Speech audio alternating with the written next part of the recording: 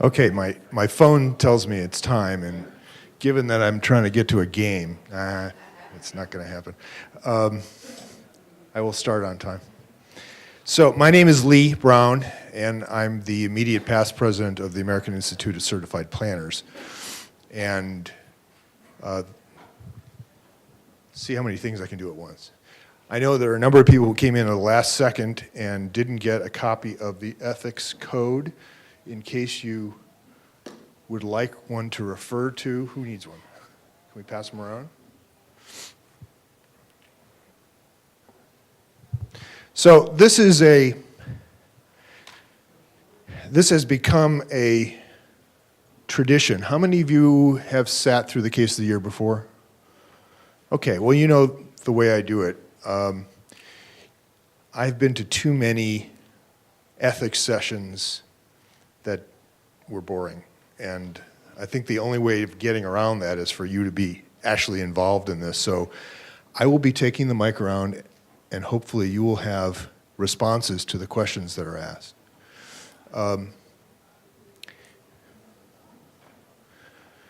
So you can go online and get the case in case you want to study at home, which I'm certain you all will want to. So the American Institute of Certified Planners, the commission, which is the governing body of the AICP, has found that by having this case of the year process, we hopefully engage you in a conversation that extends beyond this session itself, and you may choose to go to the blog and respond to it, and hopefully when you attend the national conference on a yearly basis, there is a session at that conference in which we gather all the kinds of responses that occur across the country during each of the chapter meetings that hold this sort of thing. The case is clearly not fact. It is based on factual conditions. The fundamental thing that we do at the commission is this: elevate the value of the credential, the value to you, the value to your employers, hopefully the value to the community. And we do that in part by distinguishing our credential from those of others. So why do we bother with the case, and why do we bother with the ethics requirement for your CM credits? Because it's not obvious. Because ethics isn't always the obvious choice. And by regularly reminding each other of the responsibilities to stay ethical, we keep each other in line, and therefore we will work towards elevating the value of the credential that we hold. So you are a member of a team that hold us all to the standards that are in that code that I handed out. It's not just about the ethics officer. It's about you being a responsible planner and seeing ethical issues and raising them and talking amongst yourselves and being a police person of our profession.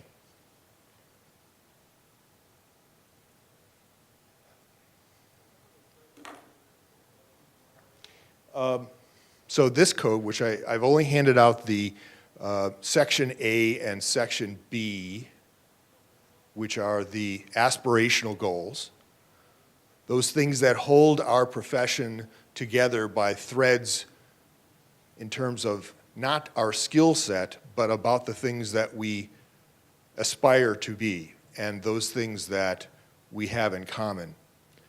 And Section B being the rules of the code. C and D are procedural, and frankly, if you want to go look at them, go to the website to do that, but that's about how we enforce the ethical code. So we have three fundamental things that are in the aspirational goals. The first and foremost is our overall responsibility to the public. It's in bigger type because that is, above all else, the responsibility of each of us. Ultimately, the client, the responsible entity is the public. Our responsibility to our clients and our employers is important, but less than to the public. And our responsibility to our profession and our colleagues is third. So there are some examples within the code of these aspirational goals. Our primary obligation to serve the public interest, and we therefore owe our allegiance to a conscientiously attained concept of the public interest that is formulated through continuous and open debate. Our responsibility to clients and employers, we owe diligent, creative, competent performance of the work we do in pursuit of our client, our employer's interests. Such performance, however, shall always be consistent with our faithful service to the public interest. Above all else, the public interest. And third on the list, we shall contribute to the development of and respect for our profession by improving knowledge and techniques, making work relevant to the solutions of community problems, and increasing public understanding of planning activities. And then there are the rules. Now, the aspirational goals are what holds us together, but they aren't enforceable. Those of you who are AICP are required to meet the 26 rules. And no, I have no understanding why it's so complicated, why we need 26, and they're actually intending now to reduce that in number, but not in the complexity within them. Did you notice that the tablets came down in English? I find that amazing. So here's my 2-minute version of the 26 rules. You'll have to follow along. Provide best available information. That's rule number 1. Now the actual text, which is on the page that I've handed out, and those of you in the back, if you're just coming in, you've already lost your credits. No, we'll make sure that you get a copy of it that you can refer to.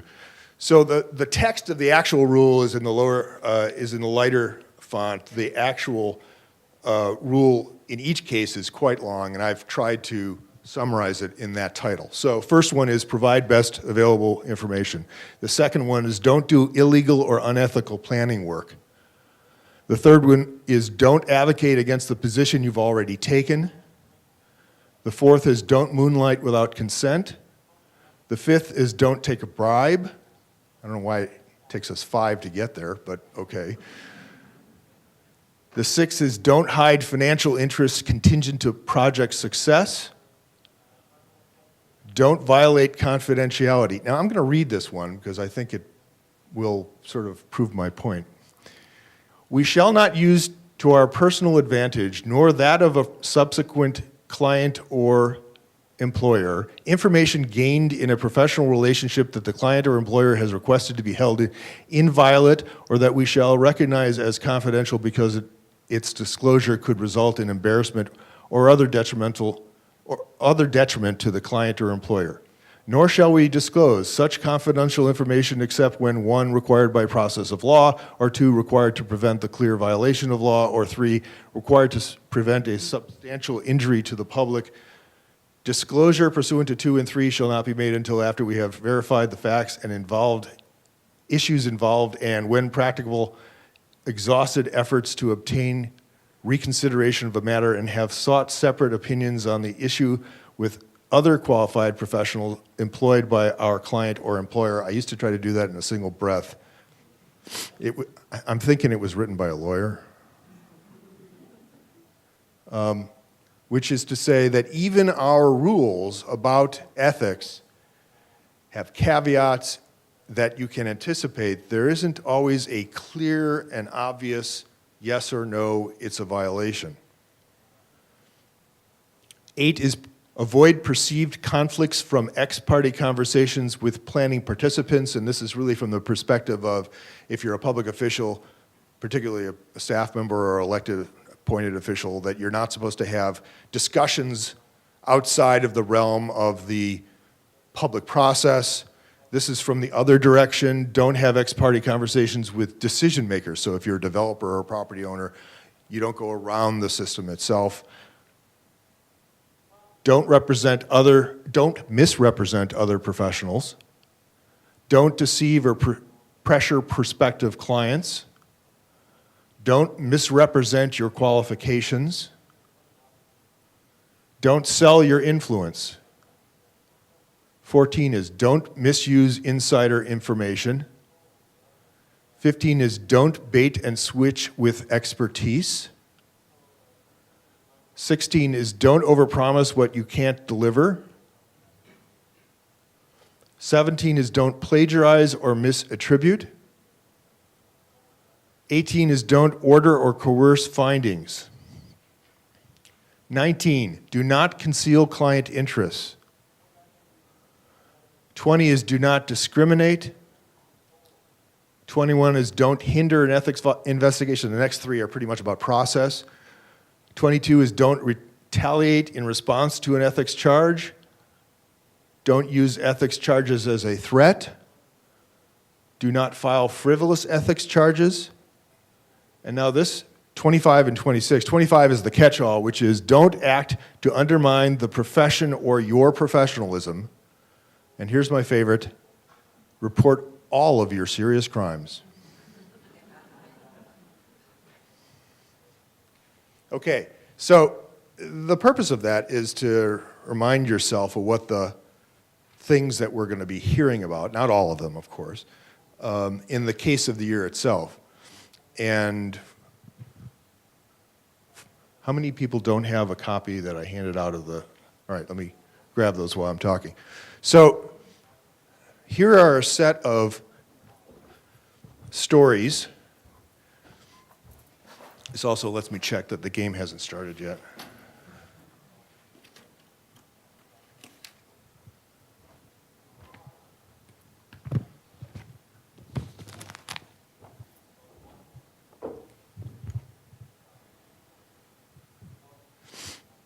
The note is involved, it involves the legal requirement and small type at the bottom. Can you be responsible to pass those around? Thank you. The note is in part that there is an ethics officer. There is a single individual who is the arbiter of ethics cases. And you can find out more information about that. Up until 9 months ago, the executive director of APA was the ethics officer. The commission, at the time of the change from the pre-existing executive director, who had been a planner, to the current executive director, who is a association management professional and not a planner by practice, he's an attorney, felt it necessary to have an ethics officer who was a planner. And so there is an appointment, essentially, of the ethics officer, who is now James E. Peters, who acts to review ethics cases and ultimately make decisions in favor or against on the basis of the 26 rules. So I have found these cases of the year to be interesting but convoluted. You can decide that for yourself. And when you're 2/3 into this and you've heard the names 6 times and you can't place what's that guy's responsibility again? So I'm using here a set of images related to each of the characters that are going to be referenced. You don't have to memorize them. You'll see them again. Okay, so here's the background information, and I will read this in case any of you in the back can't read it. This is about the town of Waverton. Waverton is a culturally and demographically diverse, medium-sized city of about 100,000 people. It is characterized by a large number of immigrants, many of whom do not speak English, and who are mostly employed in the service and agricultural sectors and concentrated in ethnic neighborhoods. In addition, Waverton is home to an active development community which feels the city is too restrictive on development. A large constituency of relatively well-educated and affluent citizens, most employed in government, high-tech, and health-related jobs, strong citizen demand for a robust planning program, and a general concern about the city's image. The city has a well-staffed planning department for a city of its size. The department is respected by most of the community, and its recommendations are generally heeded by the city council. I know it's fiction, but we'll get there. However, the planning staff has been increasingly criticized by the development community and by some city council members as being out of touch with reality, not supportive of economic development. Note it's the staff that's being criticized for that. A major national retailer has applied to construct a big box discount store. The planning staff has been working very hard to bring a stronger design perspective into the review process and has some success. However, the Land Development Code does not include much in the way of specific design requirements. The city has limited sites that will readily accommodate large-scale development or redevelopment. One of these sites is in the area that is suburban in character and has recently been contracted by a national chain for a construction of a big box discount store with a full array of retail goods, including groceries, pharmacy, clothing, and household goods. The submitted design plans illustrate a typical megastore with a vast parking lot in front. The proposed big box store requires special approval by the city council due to its size, requiring staff to make a recommendation based on a wide variety of planning criteria that cover impacts to the infrastructure, neighborhood compatibility, and community need for the use. So, more on the who's in favor of what. In support of the project, the city council member for the district in which the store is proposed to be located was elected with support of an ethnic minority that lives in the area. The city council member asserts that his constituents want and need the store as it would provide jobs and a wide array of goods at reasonable prices within walking distance. The council member has been working to get such a store for a long period of time.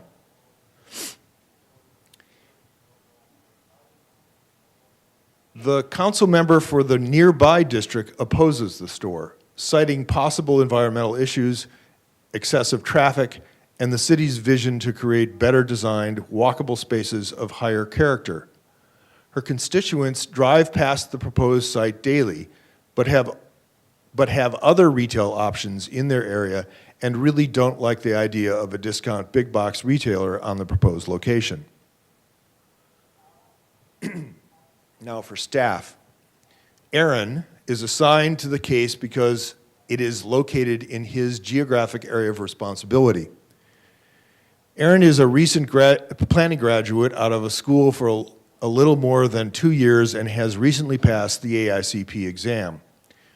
Aaron has a design-oriented background and is extremely disappointed by the poorly designed site and building being proposed for this site.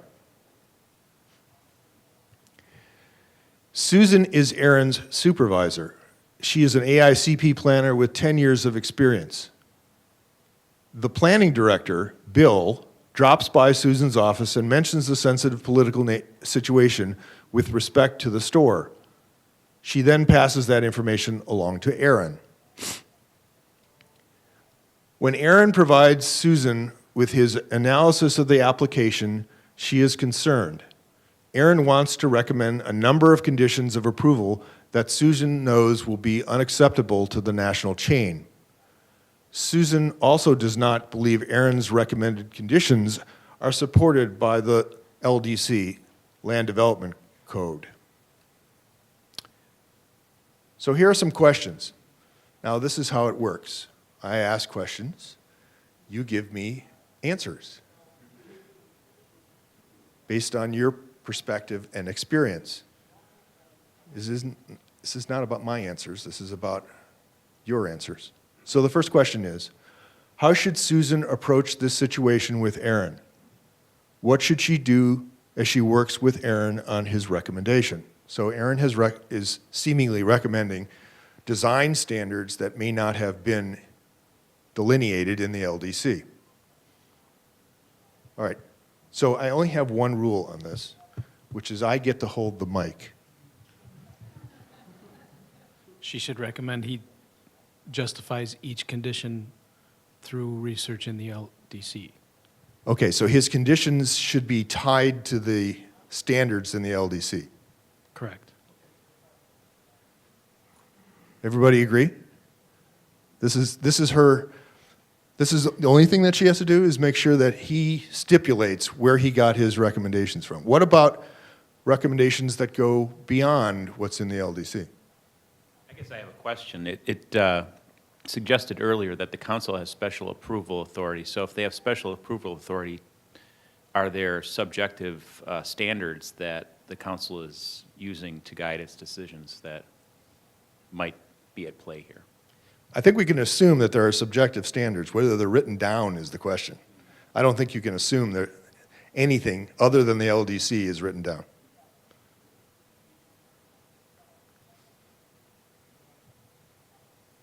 I think the focus is just on the LDC and compatible, or, being consistent with that, but I think there's probably some other issues when you come to consistency with the comp plan, goals, objectives, policies there that they could use. Also, I would assume that something like this is going to have some, the neighborhood's going to be engaged to some degree. They're probably going to have some concerns. And so just representing the overall idea that, community fit and compatibility, just based on health, safety, and welfare of the community could probably be used as a negotiating tool in this case. Who might say that Aaron should stick to the facts? Can Aaron go beyond simply stipulating precisely what the application includes? Can he evaluate? Should Susan respond to Aaron about his authorities?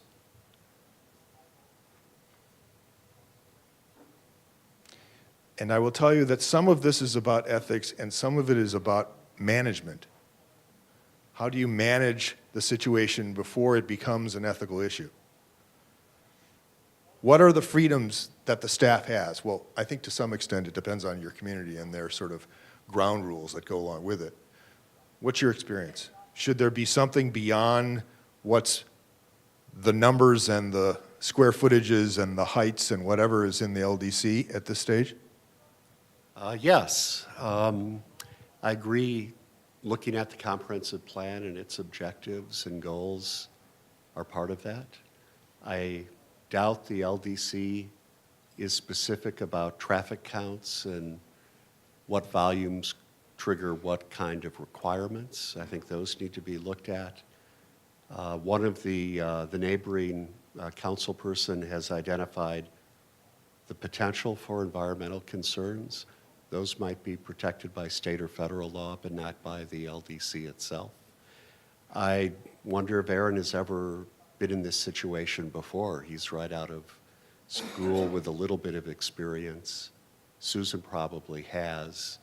And I think she could help him understand that it can go beyond the LDC, but as was stated before, substantiating your review is important. Okay, so part of this is guidance on how to do this well. And part of it is what goes beyond the minimum standards. And you're right, he may never have gone through this kind of politically charged kind of review before. All right, let's go to the second question. What are Aaron's obligations in developing his opinion? Is it any different than what we're talking about here? What is professional practice should be observed? What professional practice? Are there standards beyond what the LDC or what internally they have that he is guided by?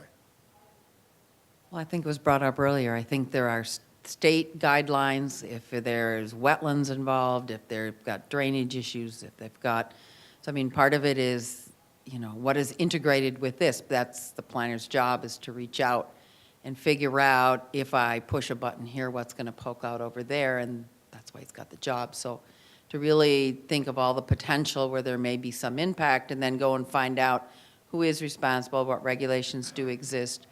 I mean, part of it is legally, you've got to figure out that you don't do anything illegal. And that, I think, is probably the first step. So Aaron reads. I've heard this from background material. Aaron actually does some reading occasionally. And he sees blogs and planning magazine and journals and has some sense that others have experience beyond simply their ordinance. Is it within the realm of what a good practicing planner should do is to draw experience and examples from outside the community? I'm getting nodding heads. Okay. So there's a obligation. I think he has an obligation to provide the best available information to that project. Well, one, in his report to Supervisor Susan, identifying both his analysis of what's required by ordinance, but also what his opinion is as to the best available information that is applicable. So he's probably writing one report that will have multiple audiences. So it's not just to Susan. It's probably ultimately to the commission and maybe ultimately to the city council. And there is an opportunity for him to build in perspective that is outside of the limitations of what the standards have been written. If Susan remains convinced that Aaron's recommendations are flawed, how can she proceed ethically to change those recommendations? She's the supervisor. Can she say simply, I need you to write it this way?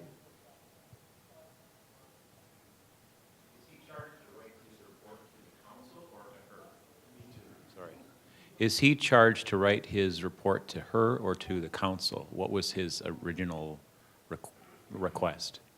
This is my only authority. To her.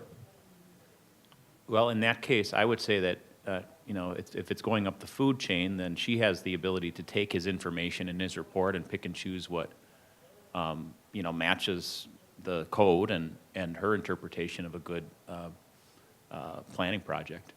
Okay, what if he disagrees? My quick answer is he works for her.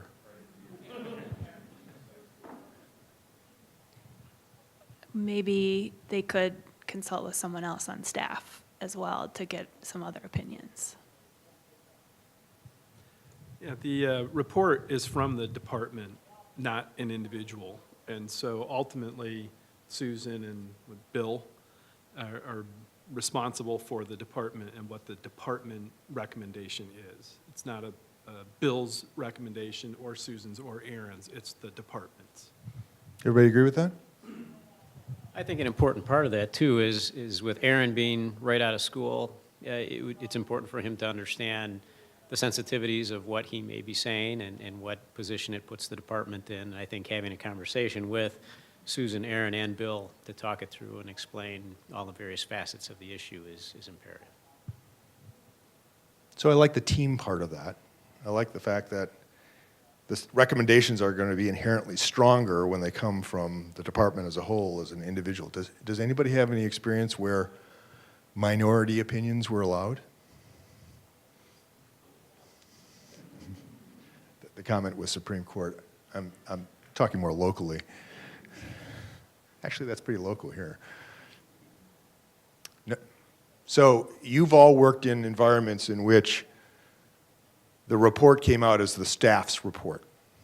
It was not the opinion of an individual planner within the staff. Okay.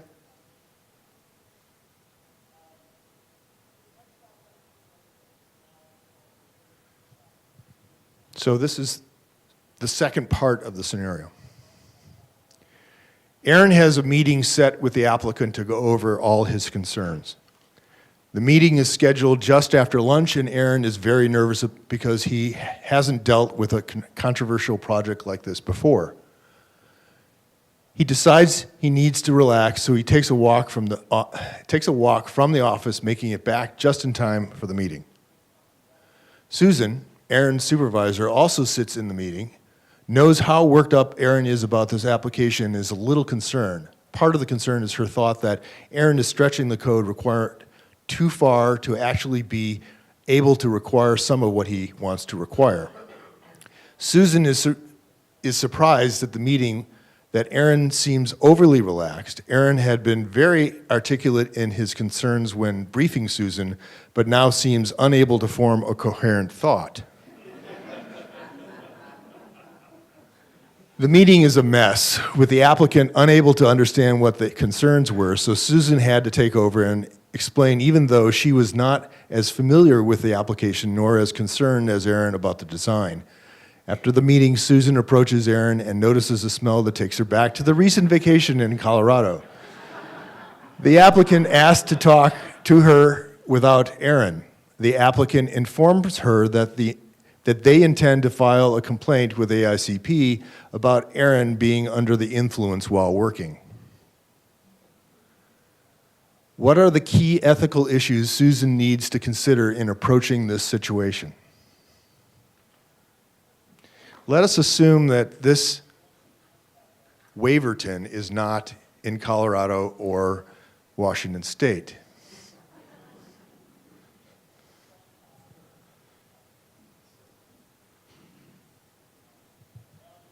First of all, Don't do that.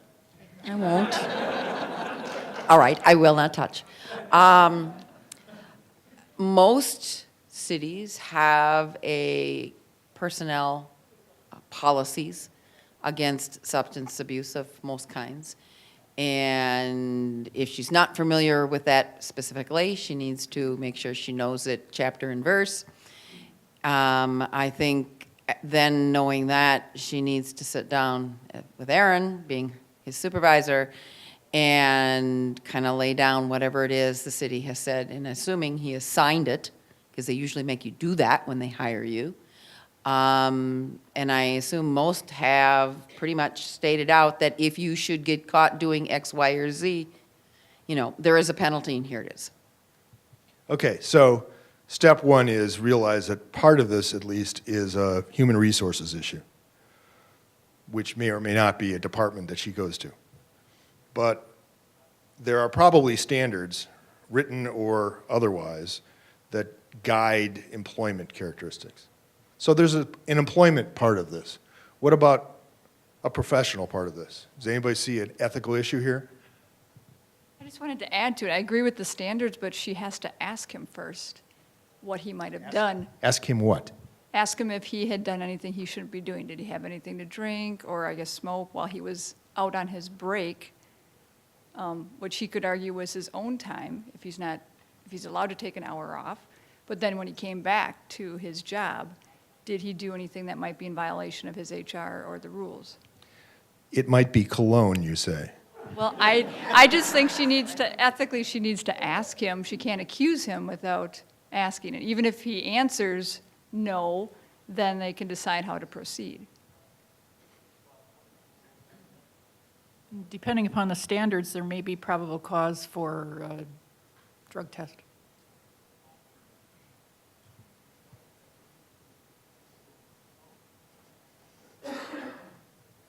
The issue is that he's not representing a professional front for the department. And I think that is the underlying issue here. From the professional standpoint. Right. And in her discussion with the applicant, she should not agree with that position until she has all the information. Does she have a responsibility to defend him? No, but I think she needs to stay neutral. Stay neutral with regard to their statement that they are going to file a claim. Yes, and if he's, guilt or innocent on this matter.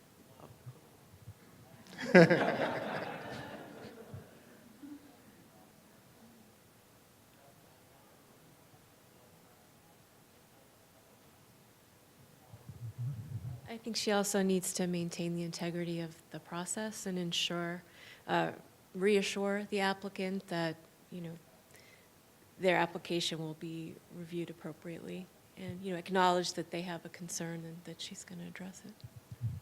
So, in addition to addressing this human resource issue, she's got to be the supervisor of the process of the review of this development, and it doesn't stop with their threat of a complaint on AICP. Right. Other comments?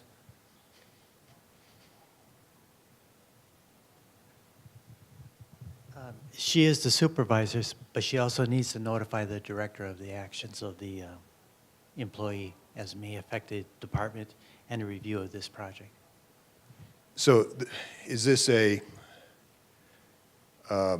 staffing, supervision, human resources part of it, or is it the professional side that requires a certain response by her? The professional side of it as well. Plus, as a director, I don't like being blindsided either.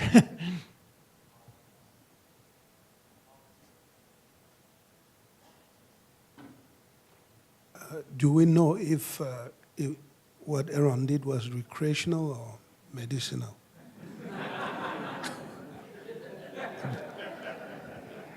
No, we don't know.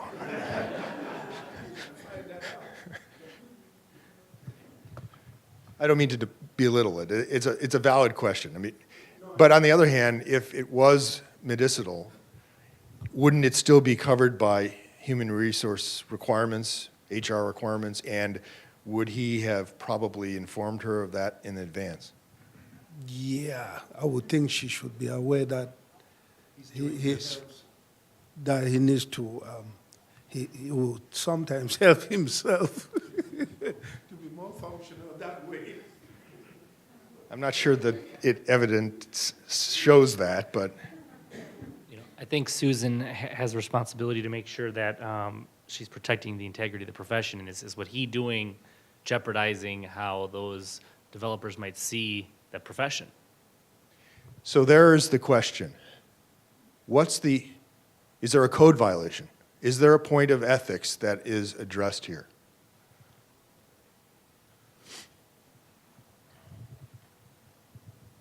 I might be reading too far in the rules of conduct. Don't read ahead. But if you get to like 25, that's like the catch-all, if not otherwise said. I mean, anything that reflects adversely on our professional fitness, I think that's clearly a violation, kind of regardless of the reason of his behavior. She's got to kind of protect that. Okay, so Rule 25, diminishing the credential, and potentially Rule 26, which is if there were to be a crime in the future, that would come in, but there's no crime yet. Right, but 25, the catch-all, really covers this. But that doesn't mean that she becomes the ethics officer. It may mean that he is subject to the standards and the complaint, and this may go forward, but that's the likely cause of action. Okay, let's go on. So this is part 3. Susan forwards a recommendation to Planning Director Bill that includes appropriate conditions based on the LDC, sound planning principles, and neighborhood input. The store reluctantly agrees to some concessions that make the site more walkable and address some concerns of the surrounding neighborhood. The neighborhood is excited that it will finally be getting a store of its own. The city manager, Lou, is very aware that the 2 council members have differing opinions on the store.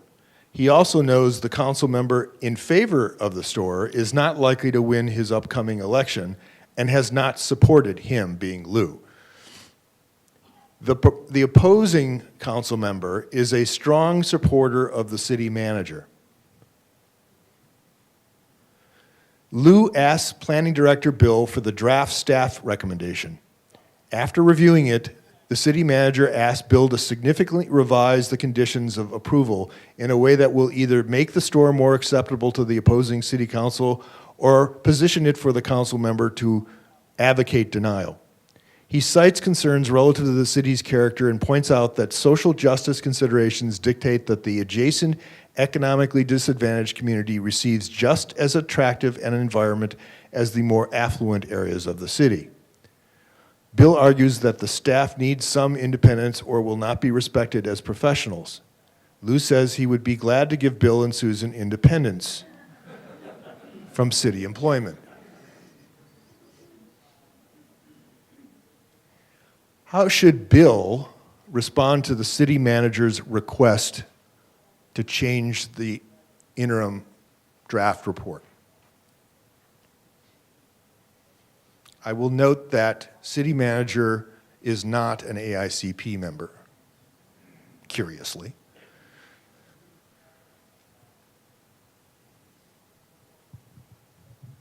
So I think the biggest thing is that this is the staff report from the planning department, not from the city manager's office, and that the city manager can create his own report if he wants. So, and that report probably would go to the same place that the staff report goes to, which is the Plan Commission, and then the chain. Okay. Which is, if I'm interpreting, you saying Bill should stick to his guns. It's a staff report. Don't modify on the basis of the manager's request. That's a bit of a tough read, but I think if the manager's willing to talk with them and discuss it, and there's valid points both ways, they can have a discussion and make an amendment. But if his point isn't valid, if the manager's point isn't considered valid by the planning staff, then, yeah, stick to his guns. I'm going to hold for a second because the mic.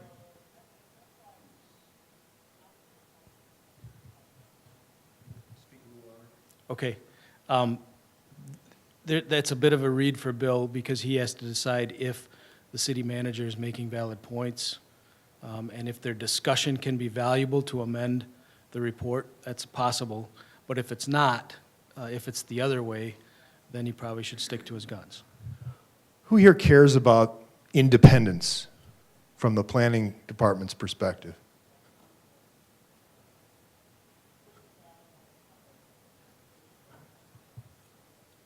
I do, but they need to consider what the city manager is saying and evaluate that. And if it is baseless, then they can stick to their guns. If push comes to shove, what should Bill and Susan do? How far can or should a planner go to save their own job or save the job of the staff members? If your job's on the line and all you got to do is change a few words, where do you go? I was wondering if you could show what the manager actually requested. Yeah, just to see that. And I don't know if I have an answer. I was just curious if I could see what he was asking for again, so I'd... He cites concerns relative to the city's character and points out that social justice considerations dictate that the adjacent economically disadvantaged community receives just as an attractive environment. So he's asking, after reviewing it, the city manager asked Bill to significantly revise the conditions of approval. But in favor of the neighborhood, right? Is that what he's asking? It looks like that he's looking for the department to more thoroughly emphasize the social justice considerations of the disadvantaged community.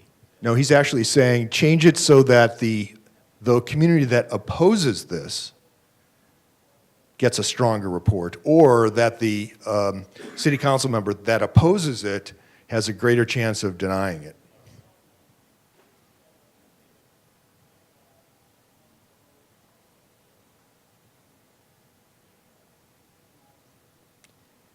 You're all willing to lay down and give up your jobs for this, I can tell. I'm still back where Todd was here. You know, the arguments that the city manager is making are related to this service of the public interest, kind of. You believe that? Well, maybe he knows what the AICP code says and is pushing the right buttons for the planner. Thanks, you challenged me, I agree, you know.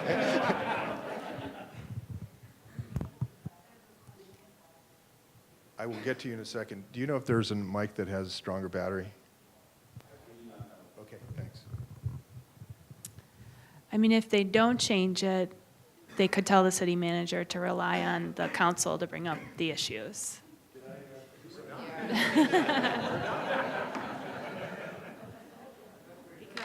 Just one second.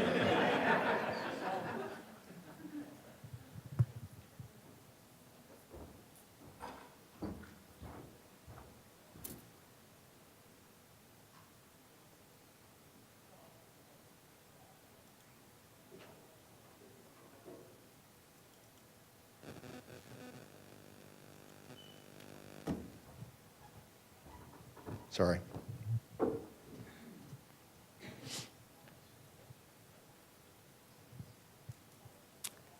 I just said if they want to push back on him, they can tell him that to raise the issues through the council, because he's obviously playing politics with the council members, so he could try to raise the issues that way, and they could try to stick to their guns, but have a process outlet for him. So they can be concerned about their job, but willing to take the risk of going forward with the process and giving him an option that he can weigh in at a later time. Yep. I'd be interested if there's any merit, since the manager raises the idea of attractiveness in the neighborhood, just like the affluent, if you did a comparison of another big box store in the affluent neighborhood and what kind of environment that is, what is the building design of that, since building design's not in the LDC, is this building really uglier than what's in an affluent community, and then address it that way. Interesting point. Part of that, I think, is, does it sound like the manager's comments are entirely about character and potentially outside the LDC itself? I guess I would question working in that type of environment where you have a city manager that's going to try and strong-arm you. You wouldn't want to work there? No, I wouldn't. To me, this is a minor issue. You know, it's a store, you're talking about design standards, and if he's going to go to that length and he's that Machiavellian, I don't know if I'd want to work there. He starts small. It's actually starting to sound like a violation of the city manager's code of ethics.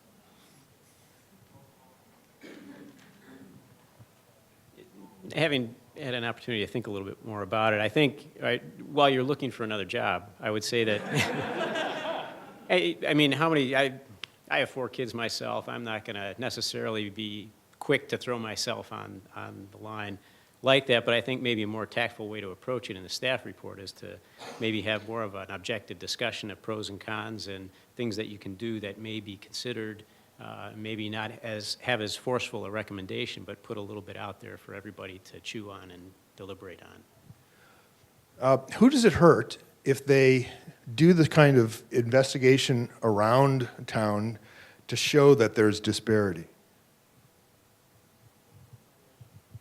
To create a more even-handed case?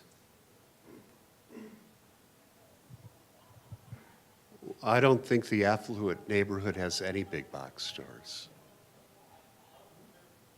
Are they feeling bad about that? I don't know. It may not be possible to do that kind of comparison, but I like the idea.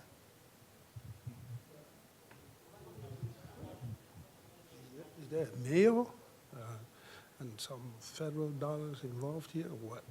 No federal dollars with big box.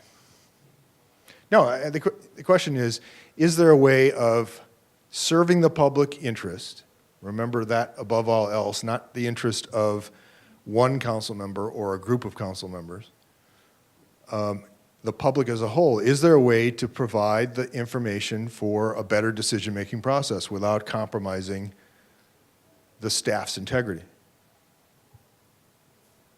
Well, I think it's odd that the city manager is trying to deliver a final solution this early in the process without public debate, without broader consideration among the council members. I have no sense yet that there has been any public discussion of this at all. It seems odd.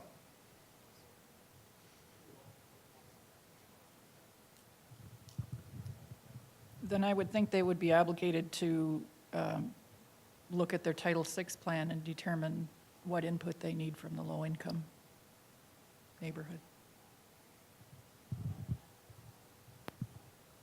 I was just going to add that staff should be inclined to propose an option C if they did not feel that either of the aldermen were correct and that there was a best planning practice, that there was a better option in this community for this facility.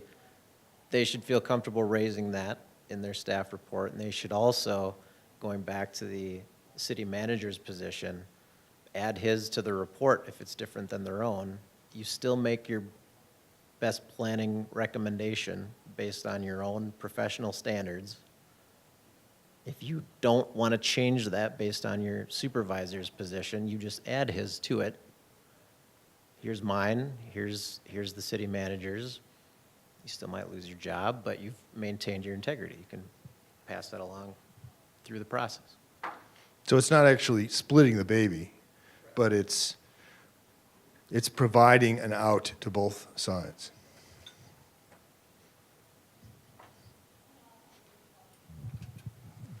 Well, I think there's a couple issues here. If you go to your next slide, I mean, what the city manager is saying, either fix it so it looks terrible and she can nuke it, or add more conditions to make it better. So it's very political. I think the other issue here is that the staff has already shared its recommendation with the applicant. And now the city manager is changing the staff's recommendation. So the applicant needs to be made aware of these changes and have an ability to respond to them before it goes any further. Because there's already been a professional exchange of ideas. The applicant's already agreed to some concessions. And now it's like, well, that's not good enough. We want these other 5 things. And that is not an ethical or professional way to deal with an applicant, whether you like their project or not. Yeah, one of the things that sort of bothers me about this is that Bill's response is this independence question, as opposed to process, the integrity of the process. And what's the manager seems to be doing is circumventing the process.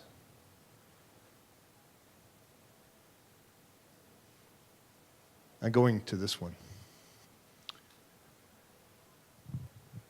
After getting the applicant to provide a more sensitive design, Bill and the city manager make the case that if council wants better design in the future, they need to really beef up the design standards in their land development code.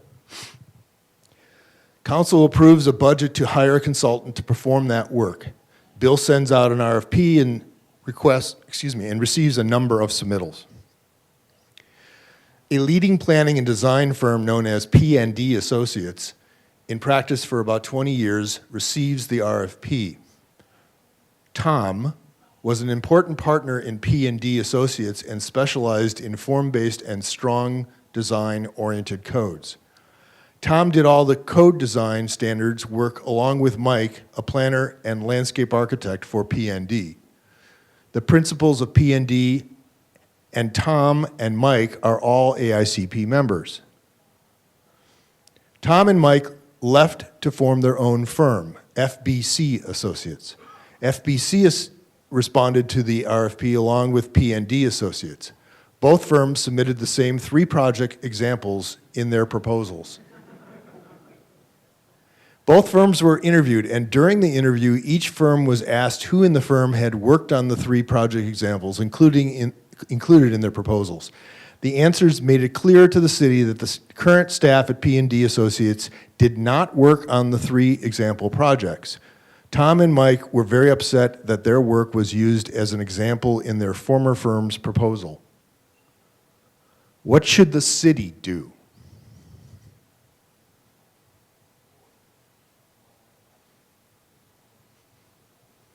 Does the city have a responsibility, now that it knows that one of the consulting firms, the leadership or those that presented the proposal were not working on those 3 examples they have presented?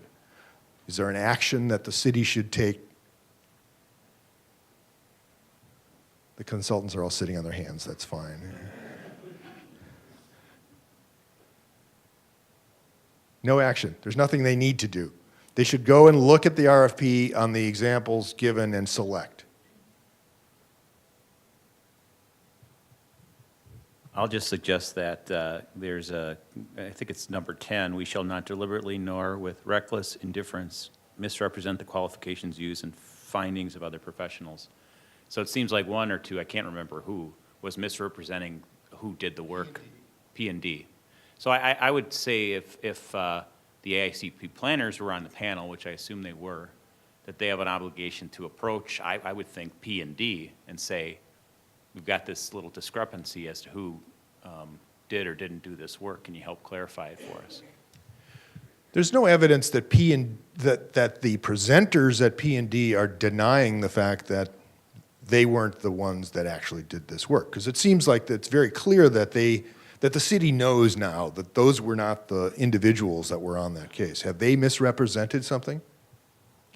If that's the case, then I would say, the work of the firm and the work of the individuals is often very difficult to distinguish from one another. So if that is the case, if the P&D folks have in fact acknowledged that, yeah, these two guys were the principals, then I don't know if the city has anything more to do. Does P&D have people remaining at the firm that can do the work? Great question. We don't know that, but that's one of the questions the city might want to find out. Well, the city's going to award it on the basis of price, so doesn't make it. No, let's assume Weverton is not Wisconsin. No, I think that the point of going beyond simply, were you the two that worked on this project, and getting to the issue of, is it P&D as a firm that has this capability, and do they have people that can do this work? Is that a question that the city is sort of responsible in following up on? Okay, so let's jump. What should Tom and Mike do? Oh, you're going to go ahead. Yeah, I've got a little conflict with this just because I was thinking that having worked in the private sector, a lot of times you sign non-compete clauses. You're not entitled to use the firm's materials, even though they have this in their resume. I don't know how they presented it. I think there's a subtlety in how they presented it that's important to this, and I would pay close attention to that. The other thing is that if Tom and Mike did indeed, were the principals working on it, how many other people in the former firm worked on it, because it might have touched other people, and that's important to this as well. Okay, so it begs a question, which is, who's the real owner of this? Who owns this work? Who owns the rights, if you will, to claim that it's their work? Does the firm have ownership, essentially, of the qualifications that are assumed along with having completed this work? Oh.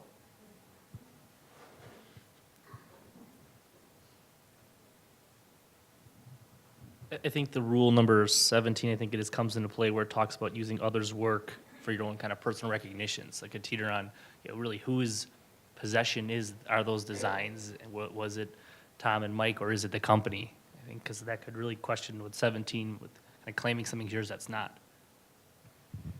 Yeah, that's definitely the rule. The question is there, prima facie evidence, or is there, there's never enough information in these scenarios, really. But I mean, is it debatable that, can you think of a circumstance where P&D can legitimately claim, this is our work, our whole office or a portion of our office other than these two principals? Although I will take you back to the statement here that says, whoops, Tom did all the code design standard work along with Mike. Supposedly that's pretty clear. I think that it depends on, contracts. What about the client? I mean, sometimes the client owns the work and the firm has a license, or the firm owns the work and the client, so we'd need more information to know. But usually the firm has some ownership over the work, I would think. Well, in all cases, if the work was ultimately done for the public owns the work. But the right to claim responsibility, the right to claim that this was our success, the right to legitimately and professionally state, this is our work. We no longer have those consultants who had worked on it at the time. So can you imagine them claiming work that they did 20 years ago? Well, if it was the master plan for the city of Chicago, it's still on your resume, right? So there's a time, probably, that not all of the original members of the team are still around, is it still legitimate for that firm to claim that at the time they were the party that did that work?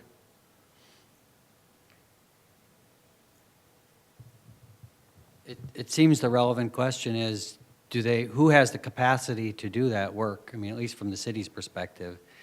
Is it that firm? Do they have the capacity, or is it P&D, or is it this new firm with the people who did it before? And the issue of who's, most truthfully representing themselves, at least from the city's perspective, is secondary to that.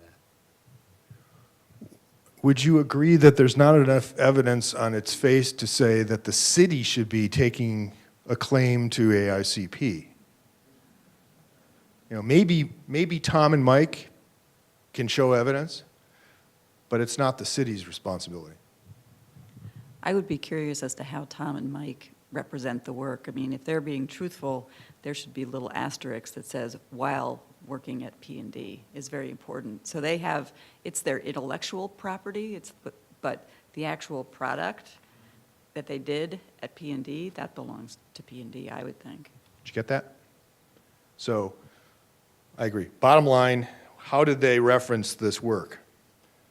Can they legitimately, having formerly been involved in this, claim it as part of their new firm's credentials?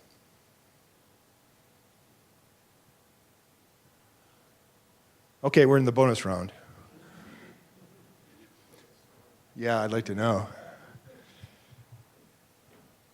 Tom, a local AICP planning consultant, is working for the developer of the big box store.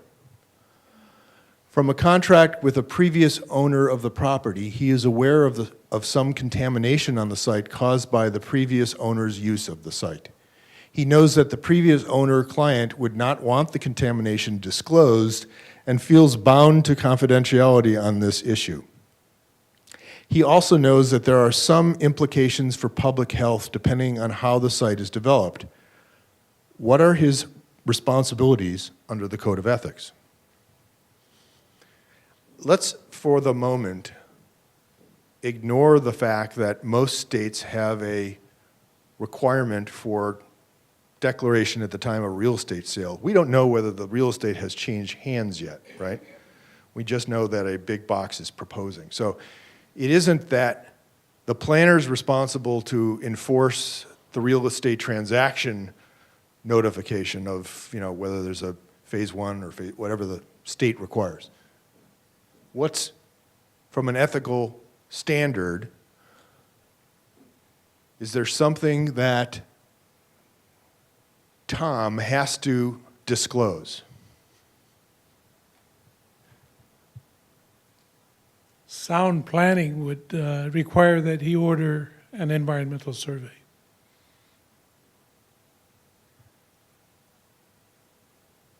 Whether or not there were information that he knew specifically of.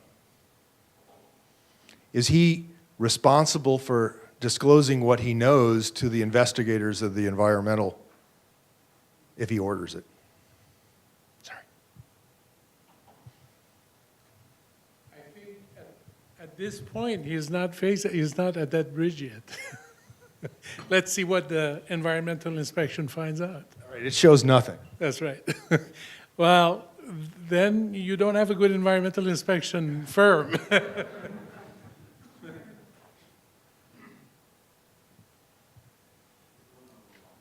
Rule number one. What's rule number one? You don't get to touch the mic. No. That's who is the client? The public interest. I think because the public health aspect comes into it, he's responsible for not sticking to confidentiality and telling someone or whomever about it then.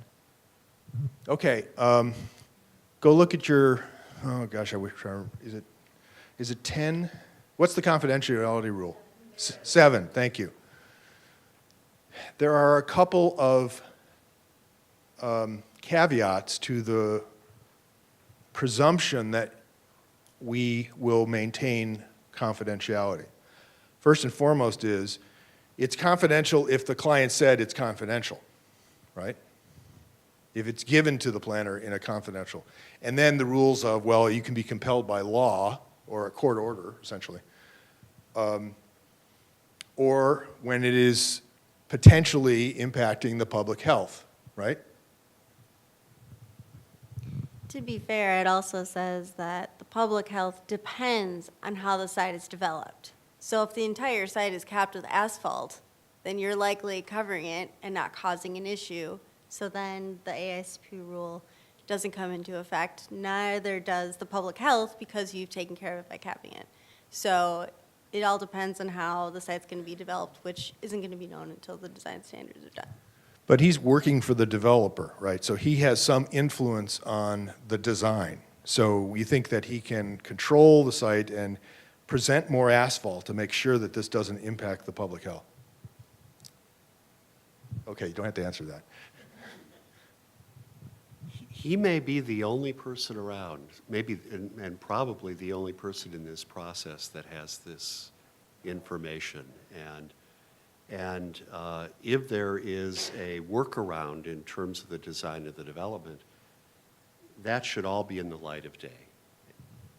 Full and complete information.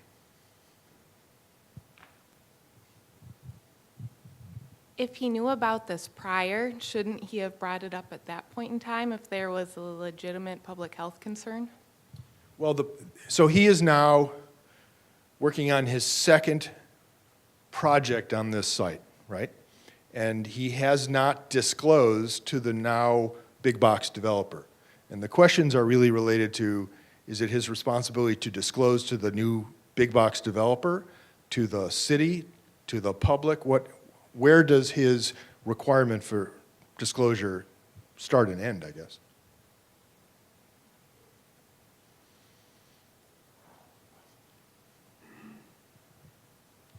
Chapter and verse? Yeah, the wording there is that it has some implication for public health. The wording on the code is that it has substantial. I'm not trying to be nitpicky about this, but then someone's going to be. Well, following that, the rule number 7, there are these provisos about ascertaining that we have verified the facts and issues involved, and when practicable, exhausted effort to obtain recommendation from other professionals and so forth be had. So I think it's premature for him to try to make this decision at this point. We don't have enough information. Okay, so here's something that I sort of failed to say at the beginning. These rules aren't written for the purpose of tripping you up. These rules are written to protect us, to keep us from getting into situations. So question, shouldn't he first ask the other client, if they are still around, whether or not he can release this information? And if they say no, shouldn't he inform them of his ethical responsibility to the public?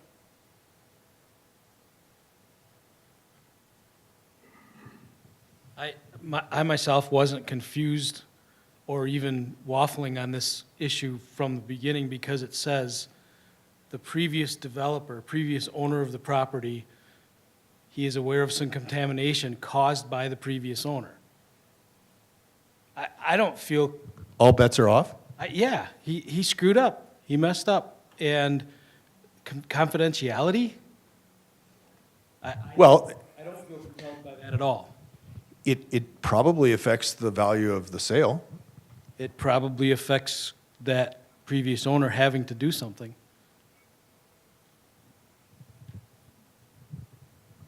Well, and he's now being paid.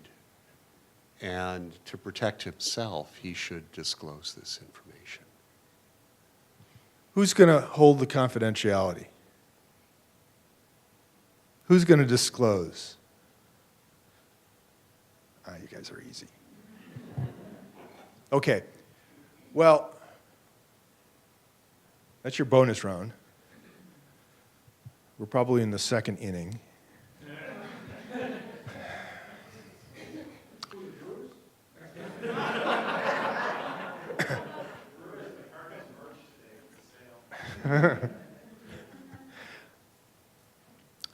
So who has run into ethical situations? Can you share? I'd have to think of. You have to disclose first? Yeah, I need to think of. Anyone have an issue they've run into that they had to sit and ponder? Do I have obligations under the code?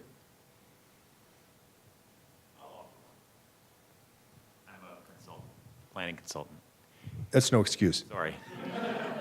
There's no separate set of rules for me? No. Oh, rats. Working for a community, the developer in the community, or a developer in the community is developing a residential subdivision. Apparently likes the work I do, says to me, Mark, I've got this other project in another community I'd like you to help me with. You know, what do you do? What do I do? That's a conundrum. I haven't decided yet, actually. It's very current. So what do you think is the potential conflict? The potential conflict is the perception by the first client that by working for this developer, I will be favorable to his project in the first client's community. Should he be hung by his petard? I've come across that before too. Why don't you ask the client? Does that release him from responsibilities? Well, no, then there's the issue of perception. Because oftentimes, I won't do it just because there's a perception that I may be unbiased. So you got to weigh that as well.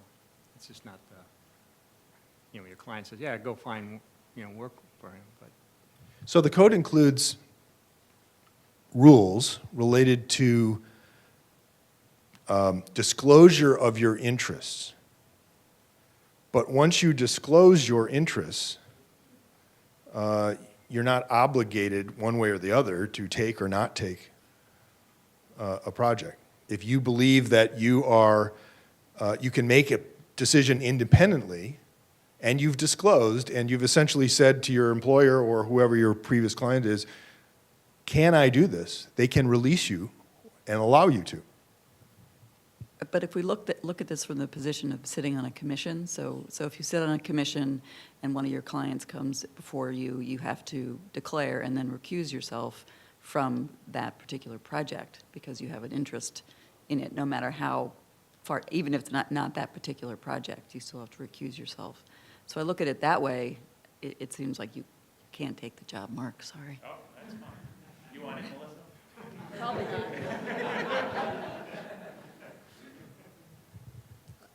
I think that Mark points out one of the difficulties, or maybe one of the advantages of being in a larger group of experienced professionals rather than a sole practitioner, in that it was a lot easier for me when Mark was a member of our firm to go ask him about these ethical questions, and now I do it with Scott or other members of the firm here, but it's certainly easier to walk next door and float concerns and ideas.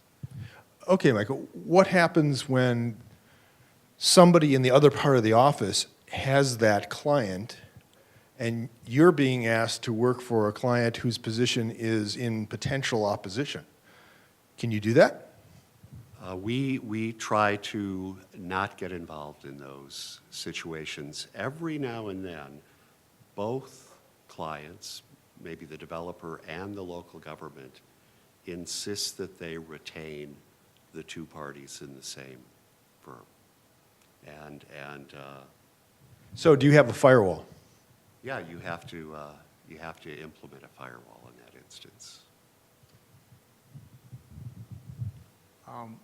I guess I have a concern with that because I've been put in the same situation and we just categorically just stayed away from it, but there's a perception. But I do have a lot of attorney friends that I work with, and they do that all the time. I'm shocked. And I don't know, I don't understand how they get away with it. Or, because again, it's, I mean, it may meet the ethics requirements, but I'll go back to the perception. Perception in the community, your professional community, the development community. And to me, if there's anything that's going to call your ethics into question, stay away from it. Yeah, you can't play somebody else's ethics. You can't make the decisions for a manager or for an attorney, but you do have your own standards. And if we look at this as being our opportunity to elevate what others think of us, we'll err on the side of caution. No one has offered you a bribe. No one has suggested that there is another project coming if you take this one. Nobody's had ethical issues. Okay. Can you take a guess at what's the rule that gets the most claims?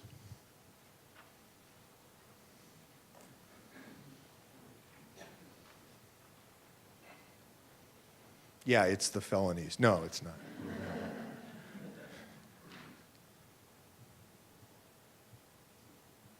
Go ahead, shout it out.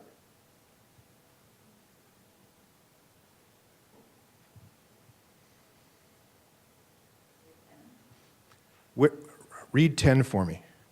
We shall neither deliberately nor recklessly indifference, sorry, these are way too little, these words, nor with reckless indifference misrepresent the qualification, views, and findings, of other professionals. No, I meant ourselves. Never mind. She was calling out 10.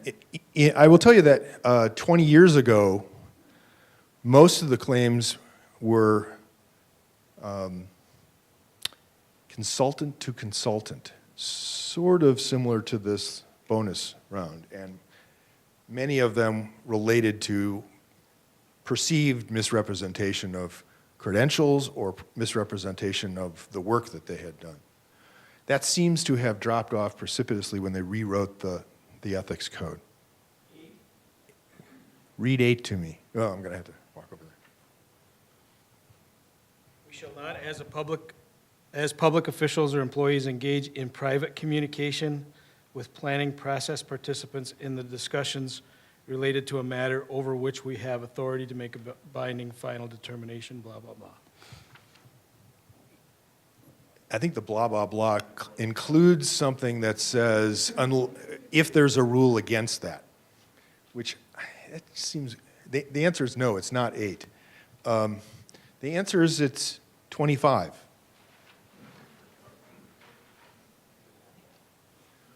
Because, why? Because most ethical cases involve sort of multiple this and that, and are often not a single trigger, a single code violation, but more likely a planner who is calling attention to bad behavior, calling attention to the fact that they have misguided a client, misguided the public, done something that may not be Rule 26, but gets pretty close.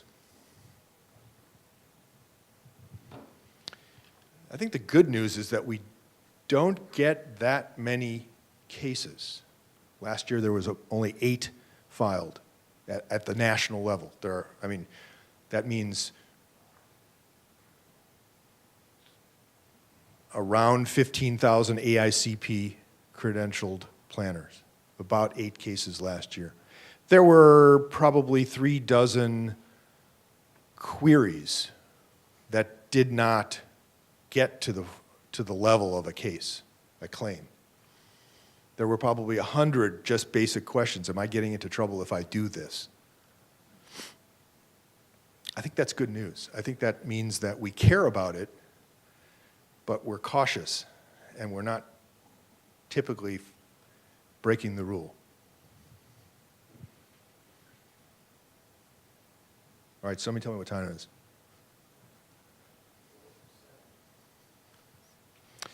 if you had it to do over again, are these scenarios, are they overwritten? Are they underwritten? These have much less detail than the years past. What we found is that you spent all of your time reading the thing and getting lost in it. And there were intentional red herrings, and there were things in there that made it difficult to find, in law class where we used to find the rule of law, now we're finding the code violation. So these may be a little bit more simplistic than the past, but I think it's just easier to get through this. I think it's important when you pick these cases that they are plausible.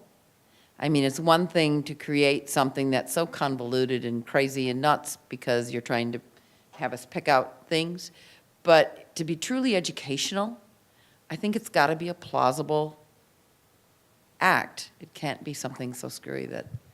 Linda, truth is far more bizarre than fiction. But these were extracted from cases.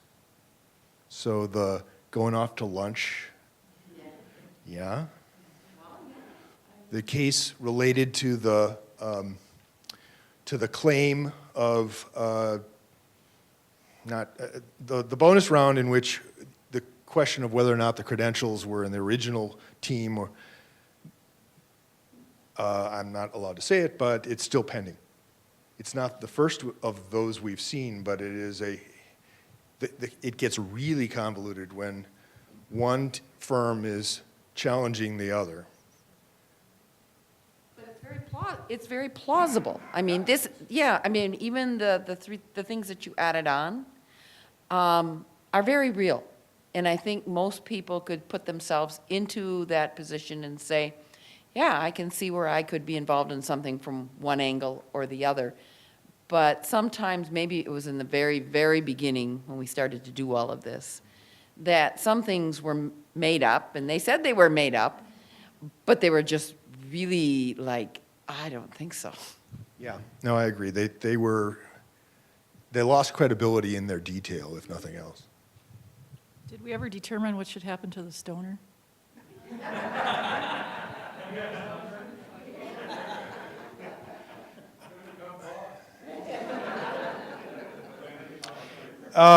Well, under the current rules and the C and D, the procedures, AICP can't enforce if you resign your AICP credential.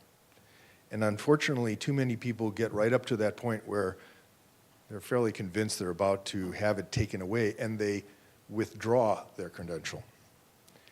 So I can tell you that there are probably 4 forms of penalty. The most drastic of which is removing the AICP credential and not allowing the person to get the credential back. Another is a suspension of their AICP credential, and during the period of suspension, you're not allowed to claim that you're AICP. And we have quite a number of police officers out there making sure that you're not doing that. The third is a public reprimand, not the removal of the credential, but either in a chapter meeting or published in the chapter newsletter, or in some cases in the planning magazine, there's a publication that so-and-so did this and they have been censured, but not removed from the credential. Then there's the 4th level, which is essentially a private letter of admonition saying, you did wrong, don't do that. Any sense of the level of what's triggered here? Most of these probably aren't even the level of suspension. They're mostly either public or private sanction. We are humans as planners.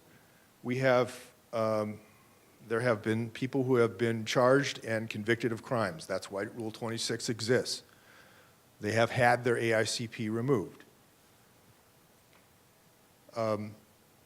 We need to enforce these on each other.